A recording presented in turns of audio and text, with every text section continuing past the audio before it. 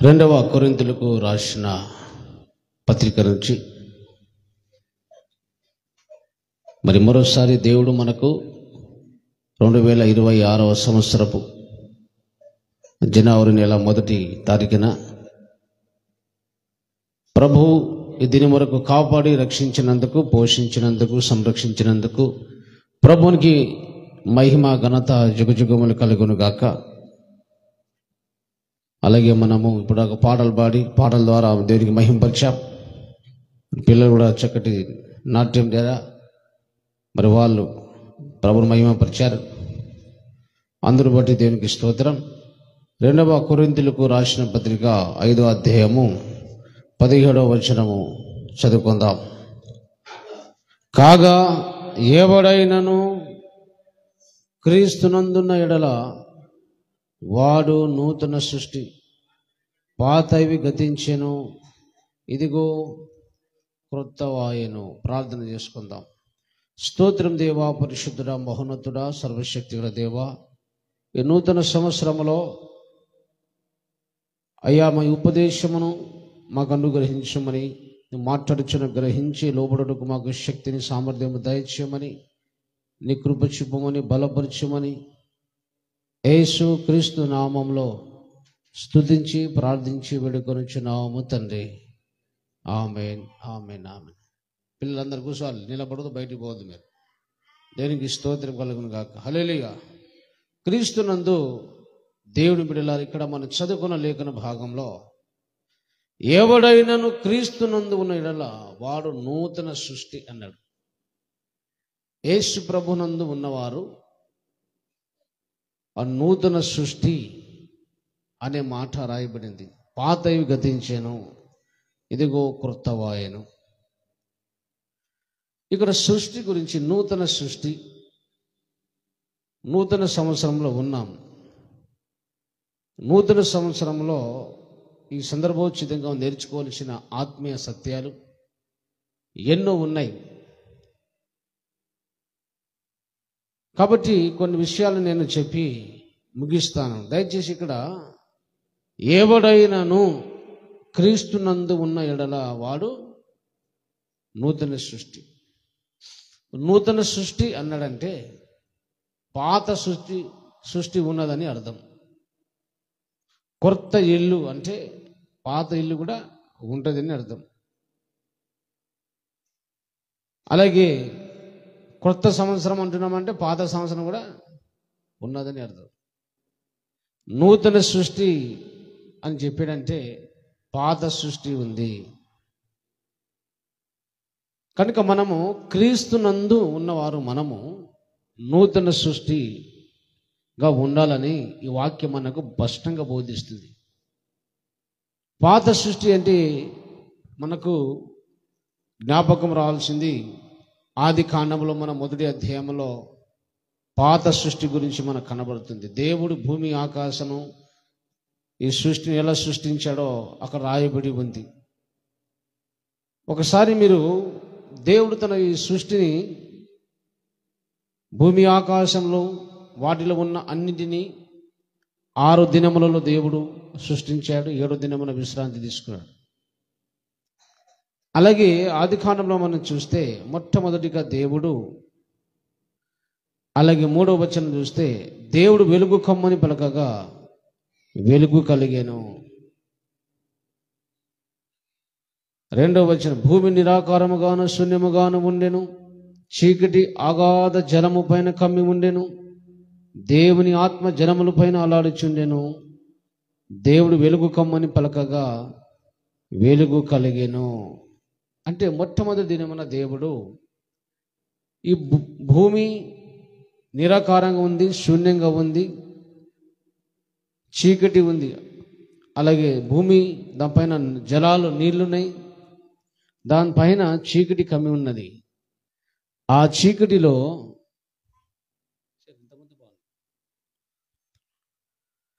ఆ చీకటి పైన ఆ చీకటి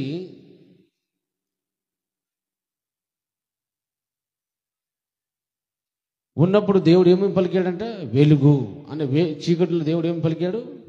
వెలుగు కమ్మని మొదటి దినమున వెలుగును సృష్టించాడు దేవుడు. హల్లెలూయా. ఈ వెలుగు పాత సృష్టి. మొదటి దినమున దేవుడు ఈ పాత సృష్టిలో దేవుడు మొదటి దినమున దేవుడు ఏం చేశాడంటే వెలుగుని చేశాడంట. అలాగే 2వ కొరింథీయులకు రాసిన పత్రిక క్రొత్త సృష్టి గురించి మనం చూస్తే 2వ కొరింథీయులకు రాసిన పత్రిక 4వ అధ్యాయం. మొదటి దినమున పాత సృష్టిలో దేవుడు ఏమి సృష్టించాడంటే వెలుగును కలుగును గాక అని పలికాడు. అలాగే 2వ కొరింథీయులకు రాసిన పత్రిక 4వ అధ్యాయము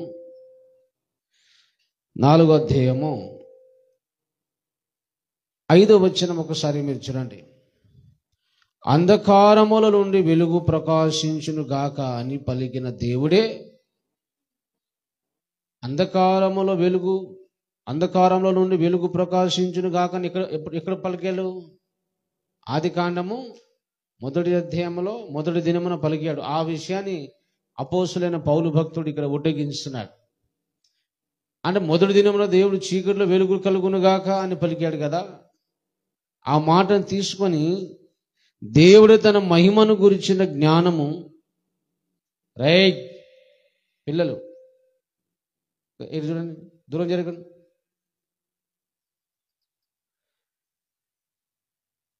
దేవుడు తన మహిమను గురించిన జ్ఞానము యేసుక్రీస్తునందు వెల్లడిపరచుటకు మా హృదయములో ప్రకాశించెను. పాత నిబంధనలేమో భూమి మీద వెలుగులో చీకటిలో వెలుగు ప్రకాశించింది. కొత్త సృష్టి ఏంటంటే మన హృదయములో అలాగే వెలుగు ప్రకాశించడం. మన హృదయంలో ఇది క్రీస్తున్న నూతన సృష్టి. పాత సృష్టి ఏంటిది? భూమి మీద చీకటిలో వెలుగు ప్రకాశించింది. నూతన సృష్టి ఏంటిది? మన హృదయంలో వెలుగు ప్రకాశించింది. ఆ వెలుగు ఏమిటంటే 4వ వచనంలో దేవుని స్వరూపి ఉన్న క్రీస్తు మహిమను కనబరుచు సువార్త ప్రకాశము వారికి ప్రకాశింపకొనున్నట్లు నిమిత్తము. ఈ యుగ సంబంధమైన దేవత అవిశ్వాసులైన వారి మనోనేత్రములకు గుడితనము కలగచేసాను. సువార్త ప్రకాశం అన్నాడు. ఏమన్నాడు? సువార్తను దేవుడు ప్రకాశం అన్న వెలుగున ఒకటే అర్థం. సువార్తను వెలుగుతో దేవుడు పోలుస్తున్నాడు. అంటే మన హృదయంలో వెలుగు ప్రకాశించాను అనగా సువార్త ప్రకాశించింది కనుక మనం రక్షణ పొందుతున్నాం. హల్లెలూయా. కనుక పాత సృష్టి ఏమిటంటే ఈ భూమి మీద అలాగే చీకటిలో వెలుగు ప్రకాశించింది. కొత్త సృష్టి ఏమిటంటే క్రీస్తునున్న మనము నూతన సృష్టి అన్నాడు. అనగా ఆ నూతన సృష్టి ఏమిటంటే సువార్తను ప్రకాశం హృదయంలో ప్రకాశించడం. హల్లెలూయా. యేసు ప్రభు ఒక సువార్తను ఎప్పుడైతే మనము హృదయంలో ప్రకాశించిందో అప్పుడే మనం రక్షణ పొందుతున్నాం. హల్లెలూయా. పాపం అనే చీకటి నుంచి అలాగే మనం విడుదల పొందుతున్నాం. ఈరోజు నీవు నేను మనమందరం కూడా రక్షణ పొందినామంటే దానికి కారణము యేసు ప్రభు సువార్త. ఆ సువార్త ఏంటిది? యేసు ప్రభు నీ పాపం కొరకు ఆయన శిక్ష అనుభవించాడు. నీ పాపం కడగడానికి రక్తం చిందించి మరణించి సమాధి చేయబడి తిరిగి 3వ దినమున ఆయన లేచాడు. ఈ సువార్త మన హృదయంలో ప్రకాశించింది. ఎక్కడ ప్రకాశించేది? హృదయంలో ప్రకాశించినందుకు, ఆ సువార్త అంగీకరించినందుకు మనం పాపం అనే చీకటి నుంచి విడుదల పొందుతున్నాం, రక్షణ పొందాం. దేవునికి స్తోత్రం కలుగును గాక. హల్లెలూయా. అలాగూ 7 దినములు 6 దినాల సృష్టిలో పాత సృష్టి ఉంది. అందులో కూడా క్రీస్తునున్న మనకు నూతన సృష్టి ఏమిటో అక్కడ మనకు కనబడుతుంది. హల్లెలూయా. కనుక మొదటి దినం ప్రకారము వెలుగును దేవుడు సృష్టించడం కనుక ఆ వెలుగు ఏమిటంటే నూతన సృష్టి ఏమిటంటే యేసు ప్రభు సువార్తను అంగీకరించడము, యేసు ప్రభు సువార్తను నమ్మడము. యేసయ్యను సువార్తను హృదయంలో అంగీకరించడం ద్వారా నీ బ్రతుకులో వెలుగు వస్తుంది, నీ పాపం తొలగిపోతుంది, నీవు వెలుగు సమ్మతిగా మారిపోతావు. అలాగే నరకం నుంచి పాపం నుంచి నువ్వు రక్షణ పొందుతున్నావు. దేవునికి స్తోత్రం కలుగును గాక. హల్లెలూయా. ఆ సువార్త వెలుగు నిన్ను నన్ను ఎవరు చెప్పకపోతే ఈరోజు మనం నరకానికి వెళ్ళేవాళ్ళం, అగ్నిగుండానికి వెళ్ళేవాళ్ళం, నశించిపోయేవాళ్ళం. ఈరోజు సమాధానంగా ఉన్నామంటే, పాప శవపన పొందినామంటే, ఈ వెలుగు మనలో ఉన్నదంటే కారణము సువార్త అనే వెలుగు. హల్లెలూయా. అలా మనము ధ్యానించుకుంటూ పోతే 6 రోజుల సృష్టిలు, పాత సృష్టి ఉంది, కొత్త సృష్టి కూడా మనకు కనబడుతుంది. హల్లెలూయా. అలాగే నేను మొత్తము మనం చెప్పడం ఈ సందర్భం కాదు, కానీ మీకు ఉదాహరణకు అర్థం కావడానికి ఇప్పుడు అర్థమైంది. పాత సృష్టి, నూతన సృష్టి అన్నాడంటే పాత సృష్టి ఉంది. పాత సృష్టిలాగా మనం ఉండరాదు. మన కొత్త సృష్టి, జీవం కలిగినది, మహిమ కలిగినది, శాశ్వతమైన జీవం పొందే ఈ నూతన సృష్టి అనుభవం మనకు రావాలి. ఆ మొదటి అనుభవం ఏమిటంటే, అలాగే సువార్తను అంగీకరించారు. సువార్తని వెలుగు నీ హృదయంలో ప్రకాశించడం ద్వారా మనం నూతన సృష్టి, కొత్త సృష్టిగా మార్చబడతాం. హల్లెలూయా. పాత సృష్టికి నాశనం ఉంది. ఏముందండి? పాత భూమి ఆకాశం గతించిన ప్రవచనము ఉంది.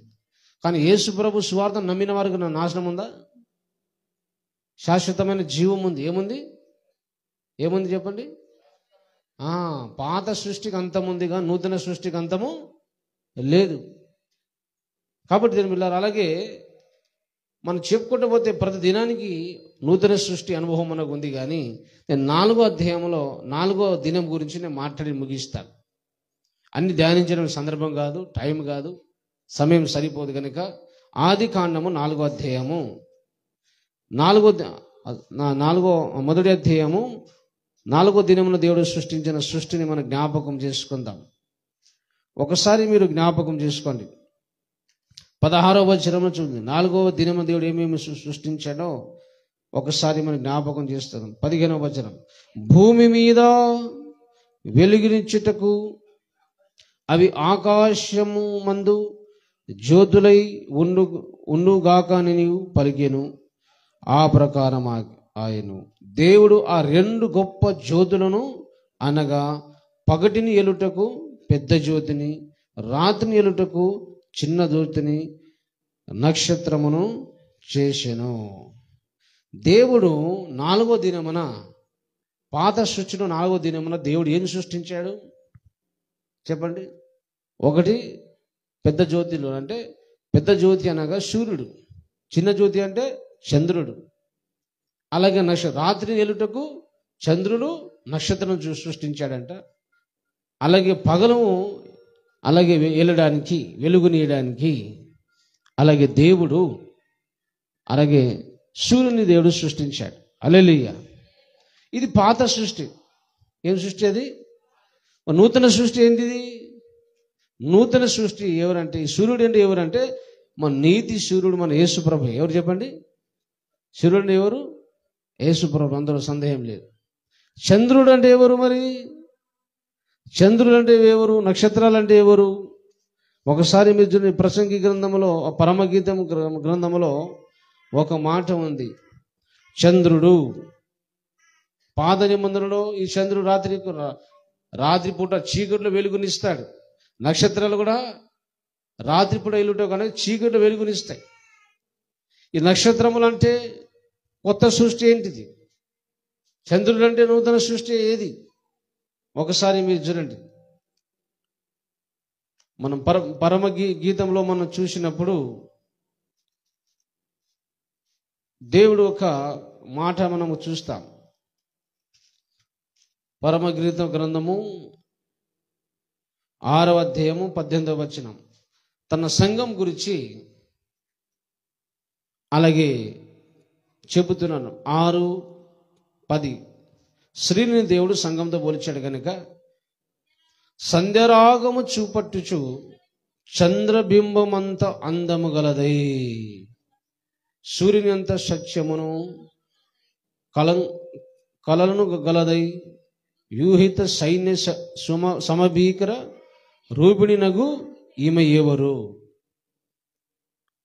ఈమె అంటే సంఘం, క్రీస్తు సంఘం గురించి మాట్లాడుతున్నాడు. హల్లెలూయా.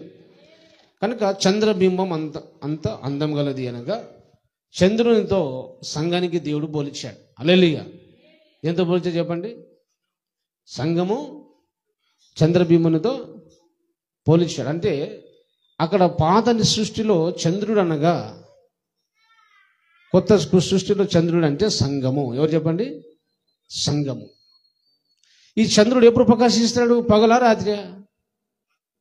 రాత్రి. అంటే రాత్రి చీకటి ఉంటుందా, వెలుగు ఉంటుందా? అంటే చీకటిలో వెలుగునిచ్చేది చంద్రుడు. హల్లెలూయా. చీకటిలో ప్రకాశిస్తాడు. అయితే ఈ చంద్రునికి ఒక లక్షణం ఉంది, స్వయం ప్రకాశం. తను తాను స్వయంగా ప్రకాశించలేడు. చంద్రుడు స్వయం ప్రకాశం లేదు. ఆ సూర్యుని యొక్క వెలుగు చంద్రుని మీద పడితే ఆ చంద్రులో ఉన్న వెలుగు భూమి మీదకి వస్తుంది. డైరెక్ట్ తను తాను ప్రకాశించే అది దేవుడు చంద్రునికి ఇయ్యలేడు. ఈ సృష్టిలో కూడా తన కార్యములు, తన చిత్తము, తన సంకల్పము, తన ఉద్దేశాలు దేవుడు మనకు అర్థం కావడానికి ఒక ప్లాన్తో దేవుడు సృష్టిని సృష్టించాడు.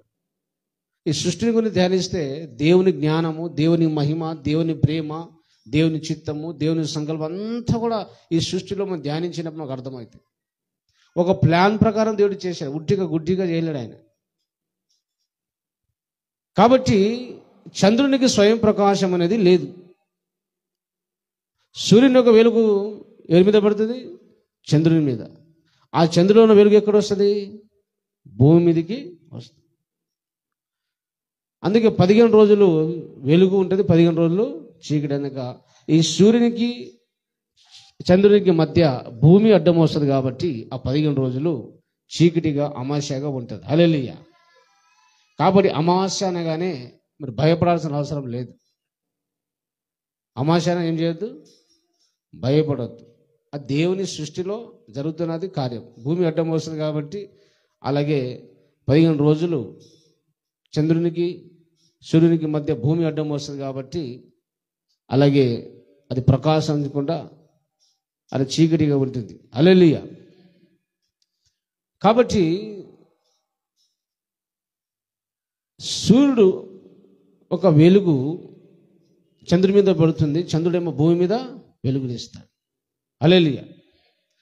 కాబట్టి అలాగే నక్షత్రాలు, రెండోది ఏం చెప్పండి? నక్షత్రాలు.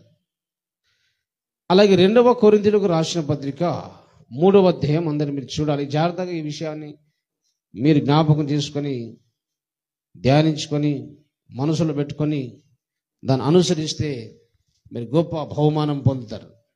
హల్లెలూయా. ఒకసారి మీరు జ్ఞాపకం చేసుకోండి.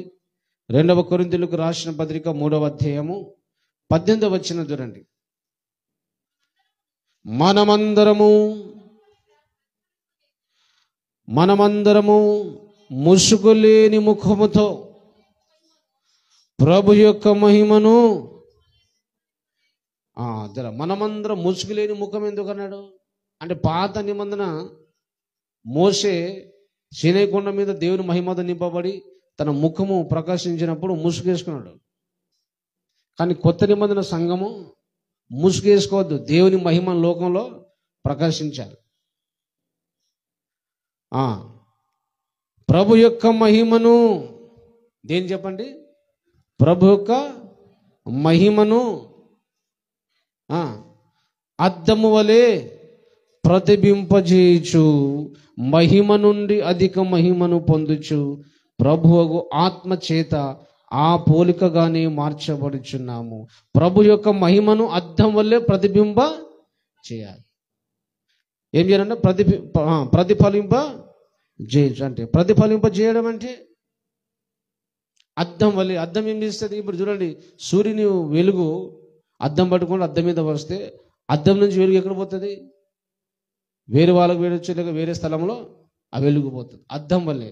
అందుకే చిన్నప్పుడు మేము చాలాసార్లు పొద్దున్న లేవగానే అద్దం దగ్గర పోయినప్పుడు సూర్యుని దగ్గర అద్దం బట్టి మనుషులు ముఖాలు గీస్తుంది, సతాయిస్తుంది అప్పుడప్పుడు. అవునా కదా? అంత చేశారా అట్లా? చాలా సంతోషం. అలాగే అందరు చిన్నగా ఉన్నప్పుడు అందరు కూడా కావలసి ఇంటి ముందు చేరు పోయారు అనుకో, అట్లా సూర్యుని దగ్గర సైడ్ బట్టి ఆ ముఖాన్ని గీస్తున్నమాట. అది ప్రతిఫలింప చేయడం అద్దం వల్లే. అంటే ఆ సూర్యుడు అంటే యేసు ప్రభువులో ఉన్న వెలుగు మహిమ నీలోకి రావాలి. ఆ వెలుగును ఈ లోకంలో ప్రకాశించాలి. అదే అపోస్తలుడైన పౌలు చెప్తున్నాడు. అదే పరమగీతం చెప్తూ చంద్రబింబము అన్నాడు. చంద్రుని వలె క్రీస్తు సంఘము సంఘమును చంద్రునితో దేవుడు పోల్చాడు. దేవుని సంఘము క్రీస్తు సంఘం ఎలా ఉండాలంటే యేసు ప్రభులో ఉన్న మోకరించి ప్రార్థించి తన ఆత్మతో మహిమతో నింపబడి ఈ మనం నింపబడుతున్న ఈ యేసు దగ్గర పొందిన నీతీశ్వరుని దగ్గర పొందిన వెలుగును మహిమను అంతా కూడా లోకములో మనము అద్దములాగా మనము ప్రతిఫలింపజేయాలి. ఈ లోకంలో మనము అలాగే వెలుగుని ఇవ్వాలి. అది దేవుని చిత్తం. కాబట్టి నూతన సృష్టి ఏంటిది? పాత సృష్టి ఏమో రాత్రిలో అలా చీకటిలో అలా వెలుగుడానికి చంద్రుని చేశాడు. కొత్త క్రీస్తునందున నూతన సృష్టి ఏంటిదంటే సంఘమే నూతన సృష్టి. అలాగే చంద్రునిలాగా నీతిశూరుడైన యేసు దగ్గర మోకరించి ప్రార్థించి వాక్యముతో దేవుని ఆత్మతో దేవుని వెలుగుతో నింపబడి ఈ లోకానికి వెలుగును ఇవ్వాలి. చీకటిలో ఉన్న పాపమని చీకటిలో ఉన్న ఈ మనుషులను ఈ భూలోకము పాపమని చీకటిలో నివసిస్తుంది కనుక అలాగే స్వార్థ అనే వెలుగును ప్రకటించి క్రీస్తుని వెలుగును ప్రకటించి క్రీస్తు అనే మహిమను ప్రకటించి అలాగే నువ్వు అనేకులను ప్రభు వద్దకు నడిపించాలి, ప్రకాశించాలి. ఇది నూతన సృష్టి.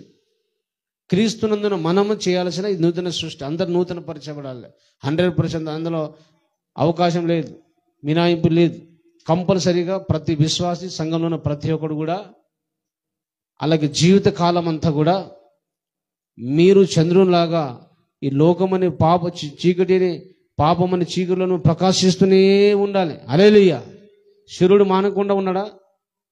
అలాగే జాతిలో చీకటి సంవత్సరాలు నెలలు గడిచినను ఆ చంద్రుడు ఎలాగైతే రాత్రిపూట చీకటి వెలుగునిస్తున్నాడో నువ్వు కూడా సంవత్సరాలు నెలలు గడిచిన క్రీస్తు అనే వెలుగును, క్రీస్తు సువార్త అనే వెలుగును, క్రీస్తు వాక్యం అనే వెలుగును అలాగే నువ్వు ప్రకాశిస్తూనే ఉండాలి. దేవునికి స్తోత్రం కలుగునుగాక. హల్లెలూయా. అలాగే 4వ దినమున నక్షత్రమును దేవుడు సృష్టించాడు. పాత సృష్టి. క్రీస్తులో నూతన సృష్టి ఏంటిది? మనం దానియేలు గ్రంథంలో మనం చూసినప్పుడు ఒకసారి మీరు జ్ఞాపకం చేసుకోండి. దానియేలు గ్రంథం 12వ అధ్యాయం 3వ వచనం చూడండి. దానియేలు గ్రంథము 12వ అధ్యాయము 3వ వచనం మీరు చూడండి. బుద్ధిమంతులైతే ఆకాశ మండలములోని జ్యోతులను పోలిన వారే ప్రకాశించెదరు. ఏం చేసినాడు బుద్ధిమంతులు? ఆకాశ మండలంలోని జ్యోతులను పోలిన వారే ప్రకాశిస్తారంట. నీతి మార్గం అనుసరించి నడుచుకొనున్నట్లు ఎవరు అనేకులను త్రిప్పుదురో, నీతి మార్గం అనుసరించి నడుచున్నట్లు. ఆ నీతి మార్గం ఏమిటంటే ఈ క్రీస్తు మార్గం. యేసు ప్రభు మార్గములో ఒకడు నడుచున్నట్లు ఎవరు అనేకులను త్రిప్పుదురో వారు నక్షత్రం వలె నిరంతరము ప్రకాశించెదరు అన్నాడు. హల్లెలూయా. అంటే ఎవరైతే యేసు ప్రభు మార్గంలో ఒక పాపిని క్రీస్తు మార్గం నడిచేటట్టుగా అలాగే వారిని ప్రభు గురించి చెప్పి సువార్త చెప్పి ప్రభు వైపు తిప్పుతారో వారు నక్షత్రములు అన్నాడు. ఏమని చెప్పండి?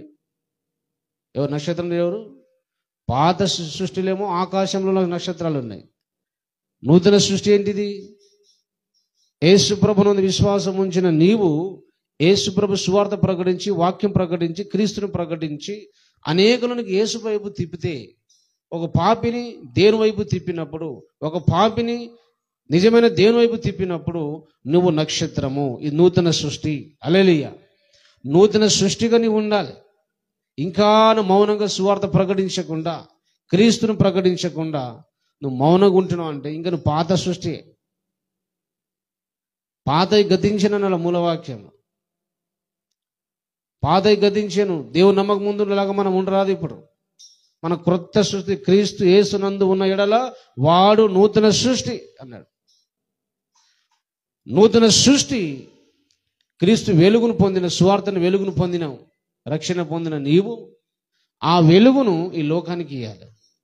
ఈ వెలుగునైతే నువ్వు పొందుకున్నావో ఏ వెలుగుని నువ్వు హృదయంలో చేర్చుకున్నావో ఆ వెలుగుని లోకానికి పరిచయం చేయాలి, ప్రకాశించాలి. కనుక సూర్యుడు కూడా ఏ పని చేస్తాడో నక్షత్రాలు కూడా అదే రాత్రి ఇప్పుడు వెలుగునిస్తాయి. నక్షత్రాలు అంటే ఏంటంటే కొత్త సృష్టిలో నక్షత్రాలు అంటే అలాగే యేసు ప్రభు సువార్తను ప్రకటించి ఎంతమంది యేసు వైపు తిప్పుతారో వాళ్ళందరూ నక్షత్రాలే. దేనికి స్తోత్రం కలుగును గాక. హల్లెలూయా, హల్లెలూయా. కాబట్టి దేవుని బిడ్డలారా, ఒకసారి మీరు జ్ఞాపకం చేసుకొని, చంద్రుడు అనగా సంఘము, నక్షత్రములు అనగా ఒక విశ్వాసి, వ్యక్తిగతమైన విశ్వాసి. అలాగే అనేకులు ప్రభు వైపు తిప్పితే వాడు ఒక నక్షత్రం అని మీరు చెప్తున్నమాట. హల్లెలూయా. కాబట్టి చూడండి, ఒకసారి మీరు జ్ఞాపకం చేసుకోండి. రోమపత్రికలో, ఎఫెసీ రాసిన పత్రికలో ఈ నక్షత్రాలు ఇచ్చే వెలుగు లేదా చంద్రుడు ఇచ్చే వెలుగు దేనికి సాదృశ్యం ఉన్నాయో, దేనికి సూచన ఏదో, వెలుగు అనే దేనికి సూచన. ఇంతకుముందు ఒకటి చెప్పాను, సువార్త అంటే సువార్త ప్రకాశమానం. 2 కొరింథీ 4:4 చదువుకున్నాం. వెలుగు అంటే అర్థం ఏంటిది? సువార్త. యేసు ప్రభు మన పాపం కొరకు మరణించిండు, రక్తం కార్చిండు, సమాధి చేయబడు, తిరిగి 3వ దినమున లేచిండు. ఈ సువార్త వెలుగు అన్నమాట. ప్రకటిస్తేను లోకంలో వెలుగు ప్రకాశించినట్టే. అలాగే వెలుగు అనక ఒకసారి ఎఫెసీయులకు రాసిన పత్రికలో మనము చూస్తే అక్కడ కొన్ని విషయాలు చెబుతున్నాడు. వెలుగు ప్రకాశించాలి. చంద్రుని వలె, నక్షత్రం వలె నూతన సృష్టిగా నీవు ఈ లోకంలో నువ్వు అలాగే ప్రకాశించాలంట. 5వ అధ్యాయము, ఎఫెసీ 5వ అధ్యాయము 8వ వచనం. మీరు పూర్వమందు చీకటి ఉంటిరి. చెప్పండి, పూర్వం ఎట్లా ఉన్నాం మనం? పూర్వం అంటే యేసుప్రభు నమ్మక ముందు ఎలా ఉన్నాం? చీకటి, పాపం మనలో ఉంది. ఇప్పుడైతే యేసు నమ్మిన తర్వాత ప్రభునందు మీరు వెలుగై ఉన్నారు. ఏం చెప్పండి? వెలుగు. దేవుని నమ్మక ముందు చీకటి, దేవుని నమ్మిన తర్వాత వెలుగు. వెలుగు అంటే ఏంటిది? ఇప్పుడు వెలుగు ఫలము. మనలో యేసుప్రభు వెలుగు వచ్చింది కాబట్టి ఫలాలు ఏంటిది? చూడండి, సమస్త విధములైన మంచితనం. ఒకప్పుడు క్రీస్తు నమ్మక ముందు మంచితనం లేదు. క్రీస్తు నందు ఇప్పుడు మనకి ఏమొచ్చింది? సమస్త అన్ని విషయాల్లో మంచితనము వచ్చింది. ఇంకోటి నీతి. ఏమన్నా చెప్పండి? వెలుగు ఫలం అంటే, వెలుగు అంటే ఏమంటారు? నీతి. ఇంకోటి సత్యము వాటిలో కడబడుచున్నది. దేవునికి స్తోత్రం కలుగును గాక. హల్లెలూయా.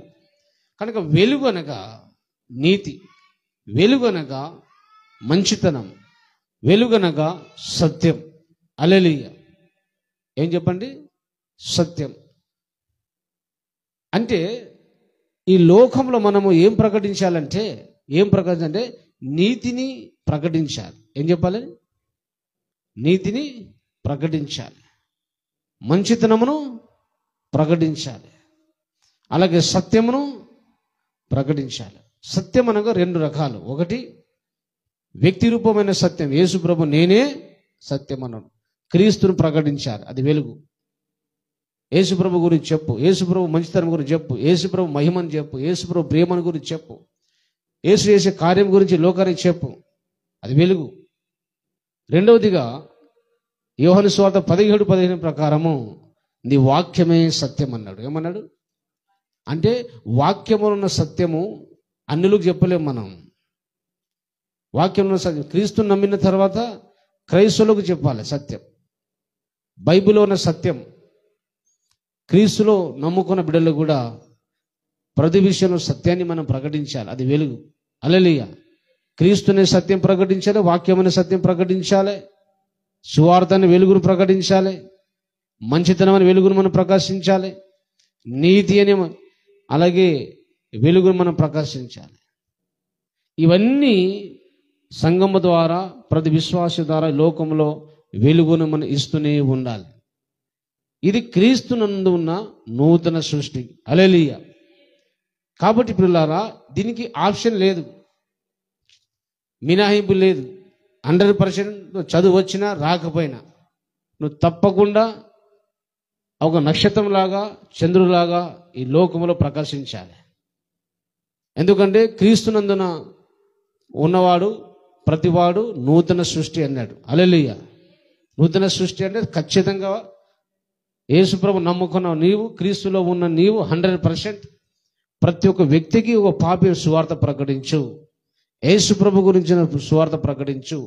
ఆల్రెడీ రక్షణ పొందిన క్రైస్తవులకు బైబిల్లో ఉన్న సత్యం చెప్పు. అపోస్తలుల బోధన పరిచయం చేయి. సత్యవాక్యాన్ని పరిచయం చేయాలి.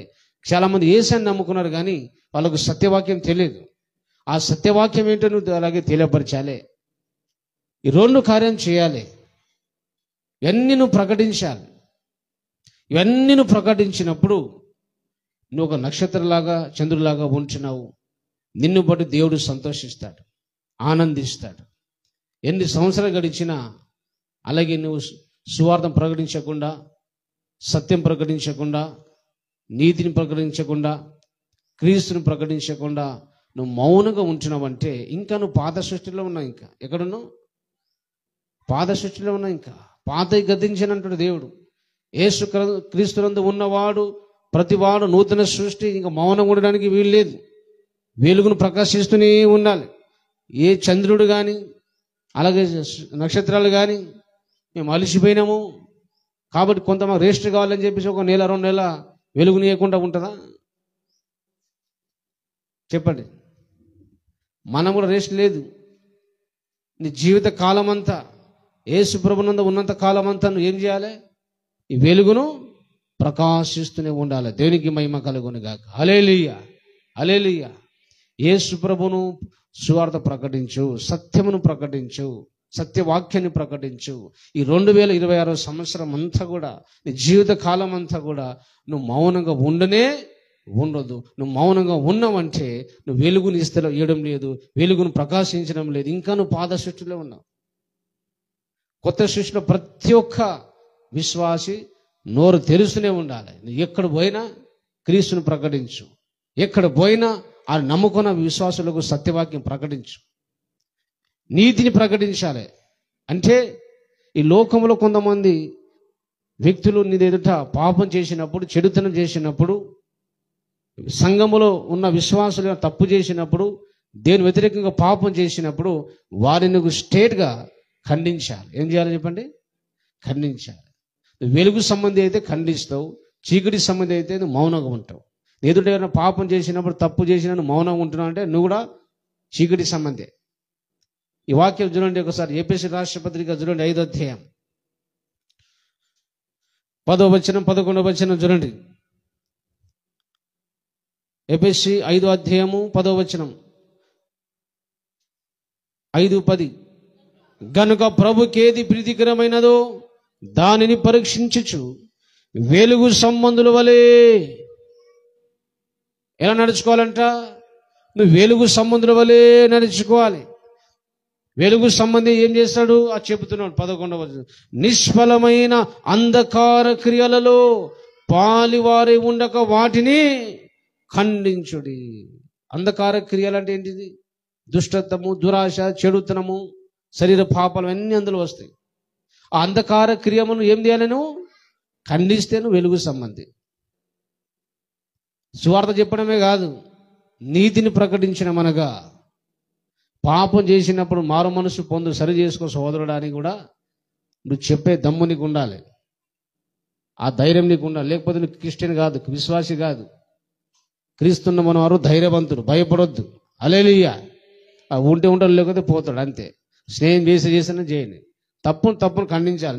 నీ ఇద్దరు ఉన్న తర్వాత నువ్వు పక్కలు చెప్తారు కొంతమంది. ఫలాని వ్యక్తి అలా చేస్తున్నాడు, ఈ తప్పు చేస్తున్నాడు, ఆ పొరపాటు. నువ్వు పక్కలు చెప్పడం కాదు, మరి నీకు తెలిసినవని చెప్పాలి కదా. ప్రేమతో చెప్పు, సోదరుడా దీనిలో చెడుతనం ఉంది, ఈ తప్పు ఉంది, ఈ పాపం ఉంది, ఇది మంచిది కాదు, దేవుడిని శిక్షిస్తాడు, మారు మనసు పొందు, వ్యసకరంగా ఉంది, అక్కడ చెప్పు. నువ్వు అక్కడ మౌనంగా ఉండి వేరే వాళ్ళకి చెప్తున్నావు అనుకో, నువ్వు యథార్థవంతుడు కాదు. ఎవరైనా ఉండండి, అది ఫస్ట్ తప్పు జరిగినప్పుడు, పాపం జరిగినప్పుడు, మోసకరంగా ఉన్నప్పుడు వెంటనే చెప్పేసేయాలి. ప్రేమతో చెప్పు, వాళ్ళు సరి చేసుకుంటారు. చెప్తే నువ్వు సరి చేసుకునే అవకాశం ఉంది. నువ్వు గద్దిస్తే, ఖండిస్తే సరి చేసుకునే అవకాశం ఉంది. కానీ ఒకవేళ నువ్వు చెప్పకపోతే అదే రేడియోకు ఇంకా చేస్తుంటాడు మనిషి. కాబట్టి వెలుగు అంటే అర్థం ఏంటంటే ఎక్కడ పాపం అనే చీకటి జరిగినప్పుడు వెంటనే తప్పు జరిగిన అన్యాయం జరిగినప్పుడు వెంటనే ఖండించు.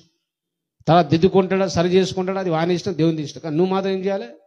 ఖండించమని అన్నాడు. దేవునికి స్తోత్రం కలుగును గాక. హల్లెలూయా. కాబట్టి దేవుని బిడ్డలారా, ఈ వెలుగునియాలంటే తప్పులు ఉన్నప్పుడు పాపం ఉన్నప్పుడు నువ్వు ఖండించాలి. దేవునికి స్తోత్రం. అన్యాయంగా ఎవరైనా మాట్లాడితే ఖండించాలి. అలాగే చివరి వచ్చిన మాట చెప్పి నేను ముగిస్తాను. దయచేసి అందరూ చూడండి, సమయం అయిపోయింది. మత్తయి సువార్త వెలుగును మనము నూతన సృష్టిలో ఉన్న వెలుగు ఏమిటంటే చివరి ఇంకో మాట చెప్పి నేను ముగిస్తాను. మత్తయి సువార్త 5వ అధ్యాయము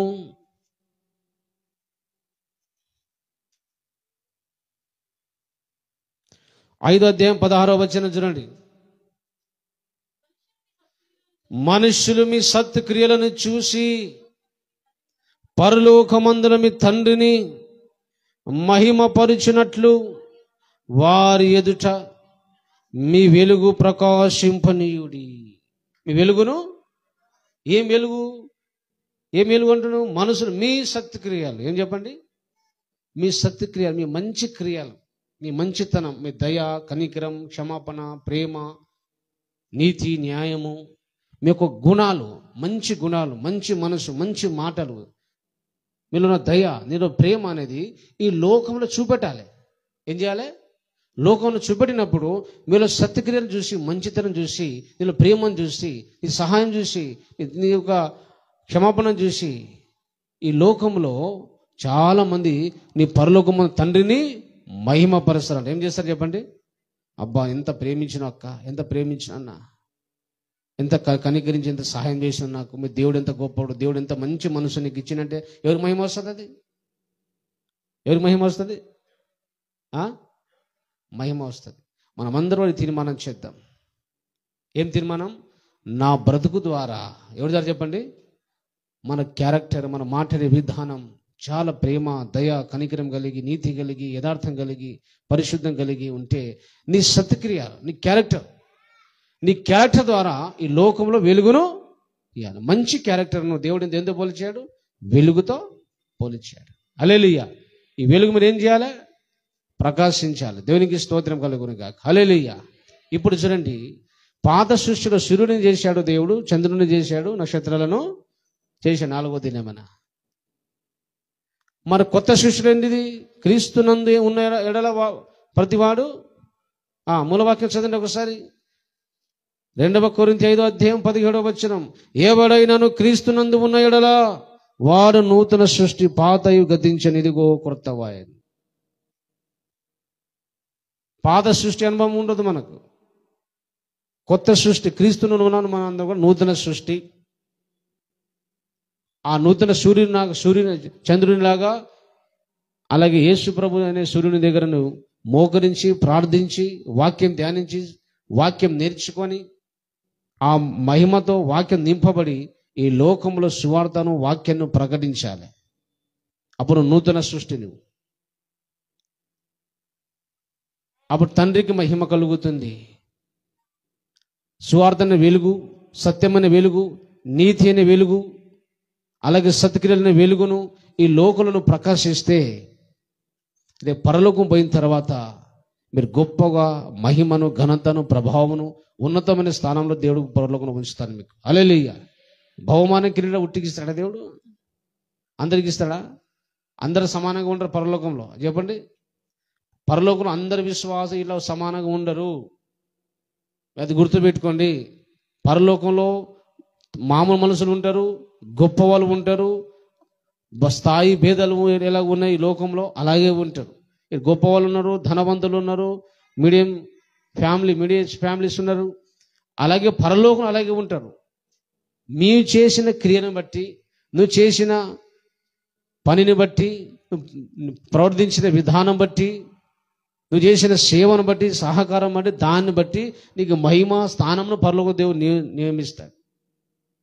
ఒక మాట చెప్తే, ఒక ఉదాహరణ చెప్తాను. దయచేసి ఈ మత్తయి సువార్త 18వ అధ్యాయంలో ఒక మాట చదువుదాం.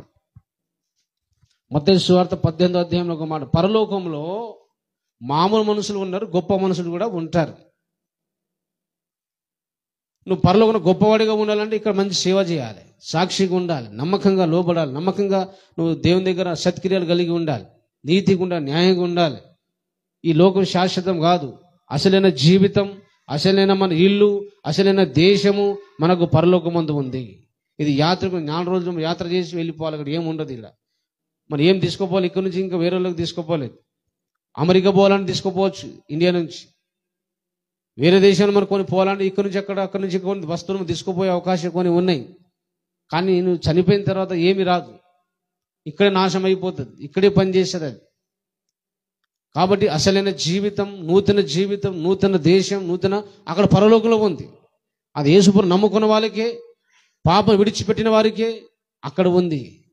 ఆ పరలోకంలో, శాశ్వతమైన జీవితంలో, శాశ్వతమైన లోకంలో నీ గొప్పవాడిగా ఉండాలంటే అలాగే దేవుడు చెప్పినట్టుగా నువ్వు ప్రవర్తించాలి, దేవుని పని చేయాలి, దేవుని ఆజ్ఞలు పాటించాలి, దేవుని నచ్చినట్టుగా నువ్వు నీ ప్రవర్తన, మాట తీరు, నీ క్రియలు అన్ని మార్చుకోవాలి. దాన్ని బట్టి పరలోకంలో దేవుడు ఇస్తాడు. చూడండి, పరలోకంలో గొప్పవారు ఉన్నారంట, మామూలు మనుషులు ఉన్నారంట. మత్తయి సువార్త 18వ అధ్యాయము 3వ వచనం చూడండి, 4వ వచనం అనుకుంటా, 4వ వచనం. కాగా ఈ బిడ్డ వలె తన్ను తాను తగ్గించుకొని వాడేవాడు, వాడే పరలోక రాజ్యంలో గొప్పవాడు. చూశారా మీరు? పరలోకంలో గొప్పవాడా? కావాలంటే చిన్న బిడ్డల వల్ల తగ్గించుకొని జీవించాలి. హల్లెలూయా. అర్థమైందా? ఎందుకు మనకి వాక్యము ఎందుకంత సీరియస్గా పట్టించుకోవాలంటే, ఇక్కడ ఎలా బ్రతుకుతావో దానిని బట్టే అక్కడ నీకు దేవుడు స్థానము, మహిమను నిర్ణయిస్తాడు. హల్లెలూయా. పరలోకంలో గొప్పవాడుగా ఉండాలా, మామూలు మనిషిగా ఉండాలా నిర్ణయించేది ఈ జీవితమే. అందుకే ఈ జీవితమును, సమయము వ్యర్థం చేయొద్దు. ఈ బలము, శక్తి, మన వస్తువు, మన ధనము దేవుని కార్యం కొరకు, దేవుని చిత్తం కొరకు నువ్వు వాడాలి. నీ తలాంతు, వేసి వచ్చిన దేవునికి ఇచ్చిన తలాంతులు, నీకు ఇచ్చిన శక్తి, నీకు ఇచ్చిన బలము ఎంత కూడా దేవుని పని కొరకు, దేవుని కార్యం కొరకు వాడితే పరలోకమును రుజుగుషుగాలు అలాగే మహిమలో గొప్ప స్థానంలో ఉంటావు. హల్లెలూయా. కొంతమంది విశ్వాసులు కష్టపడి నిద్రను, తిండిని అన్ని త్యాగం చేసి రాత్రి పగలు జీవిస్తూ సువార్త ప్రకటిస్తూ వాళ్ళందరూ నలిగిపోయి జీవిస్తున్న తర్వాత వాళ్ళు గొప్ప రాజులాగా ఉంటే, నువ్వు బాగా సుఖపడి టైం అంతా వేస్ట్ చేసి సోమరిగా ఉండి నీ ప్రవర్తన అంతా అపవిత్రంగా ఉంటే రేపు పరలోకమైన వాడిని చూసి కూలుకుంటాను. మరి ఇద్దరం ఒకటే చర్చికి వెళ్ళాం. ఎక్కడ చెప్పాను? Same church. ఇద్దరం సేమ్ పక్క పక్కనే కూర్చున్నాం. రాజు అయిపోయినా మామూలు మనిషి అయిందంటే ఎంత అవమానం నీకు? అవమానమా కదా? కాబట్టి అవమానం పొందకుండా ఇక్కడ నువ్వు దేవుని కొరకు జీవించు. హల్లెలూయా. కాబట్టి ఈ సంవత్సరం అంతా కూడా మీరు ప్రతి ఒక్కడు కూడా ఏం చేయాలి చెప్పండి? వెలుగును ప్రకాశించాలి. హల్లెలూయా. నూతన సృష్టిగా మీరందరూ కూడా నూతన సంవత్సరంలో నూతన సృష్టిగా సువార్తనే వెలుగును, సత్యమనే వెలుగును, నీతిని వెలుగును, సత్క్రియనే వెలుగును ఈ లోకంలో మీరు ప్రకాశించాలి. హల్లెలూయా. ఆ వెలుగు మీకు రావాలంటే మోకరిస్తే యేసయ్య వెలుగునిస్తాడు. హల్లెలూయా. మోకరిస్తే దేవుడు మహిమని ఇస్తాడు. హల్లెలూయా. మోకరిస్తే అన్ని దేవుడు ఇస్తాడు. మోకరించాలి, ఈ లోకంలో ప్రకాశించాలి. అప్పుడు దేవుడు గొప్పగా మీకు దీవిస్తాడు. హల్లెలూయా. నూతన సంవత్సరం నూతన తీర్మానం చేద్దాం, ప్రార్థన చేద్దాం. హల్లెలూయా. స్తోత్రం, స్తోత్రం, స్తోత్రం, స్తోత్రం. సర్వశక్తిగల దేవా, ఆశ్చర్యకర దేవా, అద్భుతకరుడ దేవా, నీకు స్తోత్రం అయ్యా. నూతన సంవత్సరములో మాతో మాట్లాడిన విధానం బట్టి నీకు స్తోత్రం. నీ క్రీస్తునందున మేము నూతన సృష్టి అయ్యా, పాత సృష్టి కాదు. నూతన సృష్టి శాశ్వతమైనది, పాత సృష్టి అంతముంది.